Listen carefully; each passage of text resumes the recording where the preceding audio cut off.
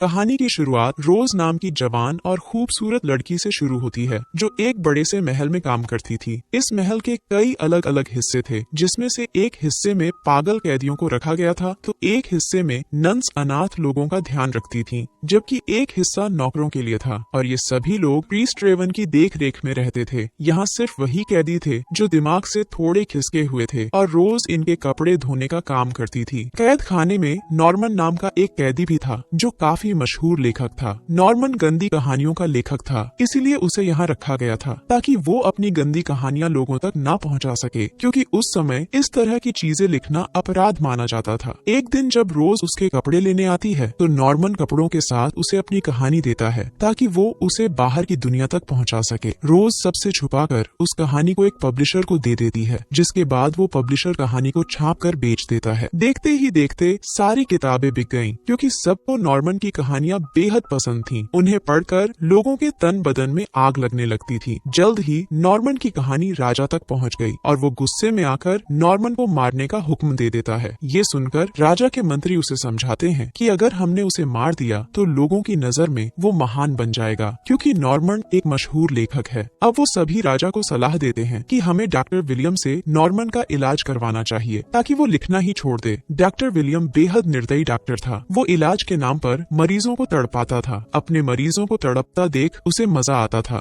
दूसरी तरफ priest Raven रोज को पढ़ना लिखना सिखा रहा था। रोज मन ही मन रेवन से प्यार करती थी। रेवन को भी उसके प्यार का एहसास था, लेकिन वो चाहकर भी एक नहीं हो सकते थे। जल्दी ही रात हो जाती है और रोज अपने दोस्तों को नॉर्मन की किताब पढ़कर सुनाने लगती है। रोज को नॉर्मन की कहानियां बहुत पसंद थीं। वो पूरे मजे लेकर उन्हें पढ़ती थी। इसी बीच कहानी सुनते सुनते रोज के दोस्त गर्म हो जाते हैं और वहीं पर धमाके करने लगते हैं, क्योंकि नॉर्मन की किताब थी ही इतनी मसालेदार। कुछ दिनों बाद जब रोज नॉर्मन को कपड़े देने जाती है तो वो उसे अंदर आने को कहता है। अब रोज कमरे के अंदर आकर पहले नॉर्मन को उसकी किताब से हुई कमाई देती है और फिर उसे बताती है कि तुम्हारी लिखी किताब बेहद मशहूर हो गई है और पब्लिशर आगे लिखने को कह रहा है। ये सुनकर नॉर्मन कहता है कि मैंने एक कहानी तो लिखी है, लेकिन मैं वो तुम्हें तभी दूंगा जब तुम मुझे हर एक पेज के बदले किस करोगी। रोज हर हाल में नॉर्मन की कहानी पब्लिश करवाना चाहती थी, इसलिए वो उसकी बात मान लेती है। लेकिन नॉर्मन किस करने के बहाने उसे गर्म करने लगा, जिससे रोज को उस पर गुस्सा आ जाता है और वो उससे कहानी छीनकर उसे बुरा भला कहने लगती है।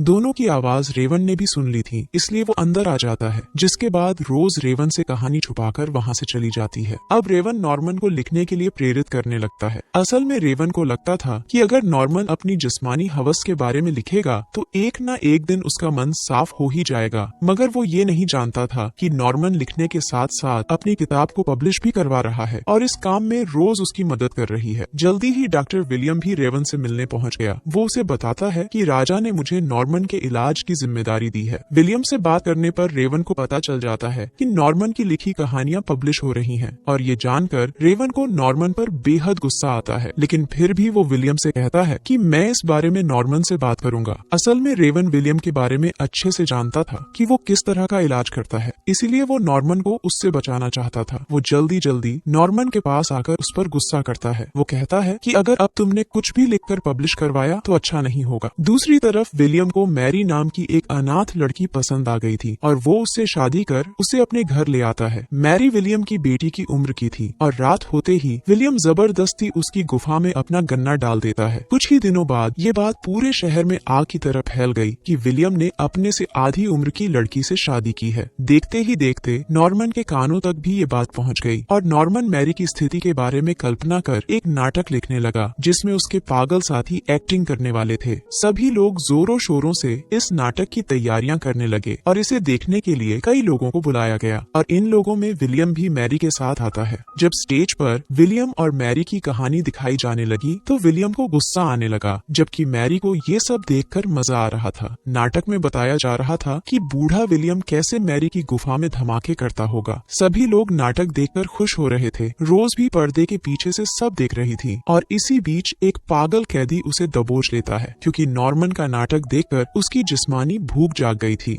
रोज खुद को बचाने के लिए गर्म स्त्री उसके मुंह पर लगा देती है, जिसके बाद सभी को इस घटना के बारे में पता चल जाता है। ये सब देखकर विलियम रेवन पर भी गुस्सा करता है, क्योंकि उसका मानना था कि सब कुछ नॉर्मन के कारण हुआ है। अब रेवन नॉर्मन के पास जाकर उससे कलम और कागज छीन लेता है। कुछ दिनों बाद नॉर्मन की बीवी लिविया उससे मिलने आती है। नॉर्मन ने कई दिनों से कुछ भी नहीं लिखा था, इसलिए वो बेहद गुस्से में था और वो अपना गुस्सा अपनी बीवी पर उतारने लगता है। नॉर्मन ने आज जो हरकत की थी उससे लिविया को काफी दुख पहुंचा था, इसलिए वो विलियम के पास जाकर उसे नॉर्मन का इलाज करने को कहती है। नॉर्मन के इलाज में काफी खर्च होने वाला था, इसलिए नॉर्मन की किताब से जो कमाई हुई थी लिविया वो सारे पैसे विलियम को दे देती है ताकि वो उसके पति को ठीक कर सके। जबकि उधर नॉर्मन लिखने के नए नए तरीके खोज रहा था। जब उसे खाने को चिकन और वाइन दिया जाता है तो वो चिकन की हड्डी को अपनी कलम और वाइन को सिहाई बना लेता है। उसके पास कागज भी नहीं था, इसलिए उसने पूरी कहानी अपनी चादर पर लिख डाली। अगले दिन वो चादर रोज को मिलती है और रोज पूरी कहानी कागज पर उतारने लगती है। रोज अपनी माँ के साथ रहती थी जो देख नहीं सकती थी। रोज उसे भी नॉर्मन की कहानी सुनाती है और वो भी कहानी सुनकर खुश होती है। देखते ही देखते ये कहानी भी छप गई और जब ये बात रेवन तक पहुंची तो उसने नॉर्मन के कमरे से सारा सामान हटवा दिया ताकि वो चाहकर भी कुछ न लिख सके। असल में रेवन ये सब इसलिए कर रहा था ताकि वो नॉर्मन को जल्लाद विलियम के इलाज से बचा सके, लेकिन नॉर्मन उसकी बात समझ नहीं पा रहा था। इतना कुछ होने पर भी नॉर्मन का लिखने का जुनून कम नहीं होता। अब वो अपने खून से अपने कपड़ों पर पूरी कहानी लिख डालता है। जब रोज उसका ये जुनून देखती है तो वो बेहद खुश होती है और खुशी के मारे उसे किस करने लगती है। जब रोज नॉर्मन के कमरे से बाहर निकल रही थी तो एक लड़की उसे देख लेती है और वो जल्दी जल्दी विलियम के पास जाकर उसे सब बता देती है कि नॉर्मन की मदद करने वाली रोज है। और उधर नॉर्मन सबको अपनी कहानी दिखा रहा था। उसके लिखने के नए नए तरीके देखकर सभी लोग हैरान थे, जबकि रेवन गुस्से में आकर उसके सारे कपड़े उतरवा लेता है। अगली सुबह विलियम के कहने पर रोज को सभी के सामने कोहड़ों से पीटा जाने लगा क्योंकि वो नॉर्मन की मदद करती थी। जैसे ही रेवन की नजर उस पर पड़ती है तो वो उन्हें रोककर खुद पर कोहड़े मारने को कहता है। उसका कहना था कि सारी गलती मेरी है, इसलिए सजा भी मुझे ही मिलनी चाहिए, लेकिन विलियम एक प्रीस्ट को सजा नहीं दे सकता था। आज की घटना के बाद रेवन ने रोज को यहाँ से दूर भेजने का फैसला कर लिया। रात को जब रोज अपनी माँ के साथ सो रही थी तो वो चुपके से रेवन के कमरे में आती है और उससे कहती है कि मैं यहाँ से दूर नहीं जाना चाहती,